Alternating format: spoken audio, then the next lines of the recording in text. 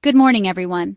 Today, on August 16th, 2025, we are talking about something that affects every single one of us, every single day. I'm talking about plastic. It's in our homes, our cars, our oceans, and even our bodies. For years, we've seen the heartbreaking images of marine life tangled in plastic bags and coastlines buried under mountains of discarded bottles. The scale of this crisis is staggering. This is why the world has been holding its breath, waiting for a powerful, unified response. A global plastic pollution treaty, negotiated by the United Nations, was hailed as our best hope.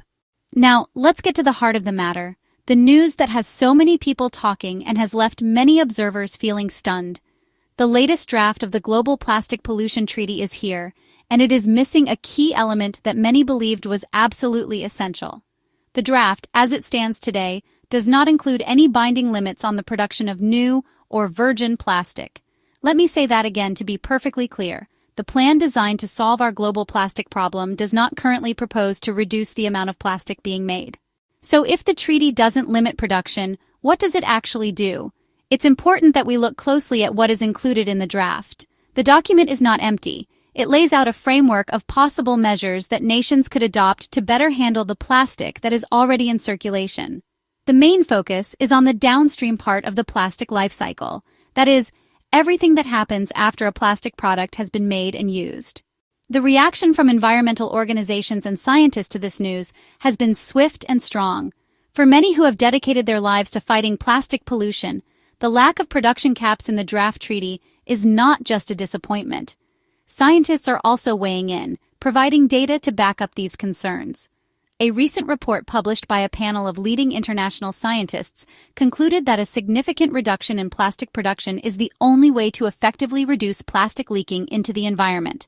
Of course, there is another side to this story. Representatives from the plastics and petrochemical industries have a very different perspective. From their point of view, the problem isn't plastic itself, but rather what happens to it after it's used.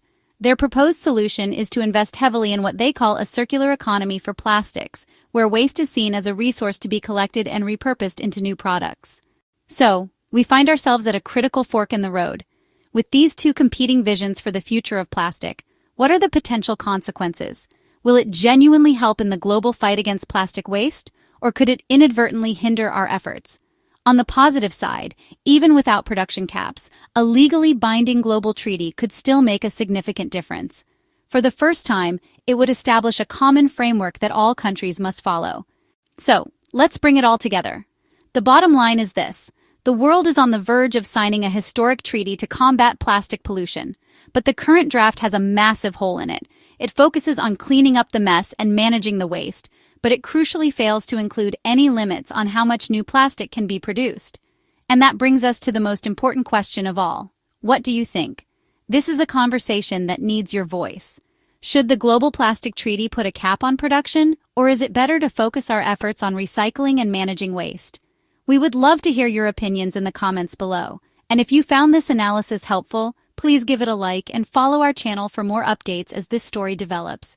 Thank you so much for your time and for your commitment to being an informed and engaged global citizen. We appreciate you watching.